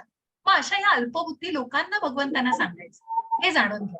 मग कुठेतरी ती बुद्धी कुठेतरी ते ज्ञानाचे पुढे जाऊनही आपण बघणार आहोत की ज्ञानाचे चक्षु कसे असतात. मग एखादी उदाहरण द्यायचं झालं तर जसं आपण म्हणतो की मोटार मेकॅनिक आहे. आपण जर ते उघडलं ह्याचं कारचं झाकण उघडून आपण प्रयत्न केला तर आपल्याला कठीण आहे. पण ज्याचं ज्ञान आहे जो गॅरेजमध्ये जाऊन जर त्या व्यक्तीला ते दाखवलं तर ती व्यक्ती निश्चितच ते करू शकेल. पण आपल्या अल्पबुद्धीने मग कुठेतरी त्या गोष्टीला पूर्णपणे जाणणं गरजेचं आहे. तत्वतः जाणणं गरजेचं आहे. आणि म्हणून त्या कुठेतरी ते म्हणतात ना काहीतरी सांगण्यासाठी की बऱ्याचदा त्या आकृती बोलतात ना त्या दृष्टीने ते दिलंय माताजी. तेवढंच त्याच्या म्हणजे स्वरूप जाणण्यावर असं एक्झॅक्टली. आणि म्हणून ती अल्पबुद्धी वाईट. आणि म्हणून बऱ्याचदा पुढे ईशोपनिषदामध्ये पण सांगितलंय की मग ते अर्धवट ज्ञान खूप वाईट. कदाचित अज्ञानामधल्या लोकांना तुम्ही वळवू शकता की मग त्या तत्वांना मग बऱ्याच वेळेला आपण त्यांना कन्व्हिन्सिंग करणं खूप कठीण असतं. पण कुठेतरी तो स्पार्क असतो कुठेतरी ती श्रद्धा असती तर निश्चितच ते शक्य असतं. पण एखादी गोष्ट की मी म्हणेनच मीच भोगता आहे मीच हे गोष्ट मग त्या व्यक्तीला कुठेतरी कन्व्हिन्स करणं त्या व्यक्तीला कुठेतरी सांगणं खूप कठीण असतं. कारण ती बुद्धी स्वतःच्याच बुद्धीने कुठेतरी तर्कवादामध्ये ते मग्न झालेली असते. हे जाणं. हरे कृष्ण. आणि दुसरं एक विचारायचं होतं की आपलं वाल्याचा वाल्मिक झालं ते पण ह्या ऋषींसारखंच झालं ना माताजी? निश्चितच मी तेच पहिलं पण सांगितलं की ज्यांनी जे वाटमारी करत होते त्यांनी नारद मुनींनीच त्यांना संपादन केलेली आहे विद्या. आणि म्हणूनच कुठेतरी वाल्याचा वाल्मिकी झालेला आहे. जसं मोक्षारींचा मोक्षारी ऋषी ते मी ती कथा सांगितली. तेच उदाहरण. हरे कृष्ण. हरे कृष्ण. हरे कृष्ण. अजून कोणाला आहेत काही प्रश्न? रविवार आहे प्रत्येकाला आपापल्या काही अजून कमिटमेंट्स असतील. तुम्हाला प्रश्न नसतील तर आपण निश्चित सेशन संपवूया. मी रेकॉर्डिंग थांबवते.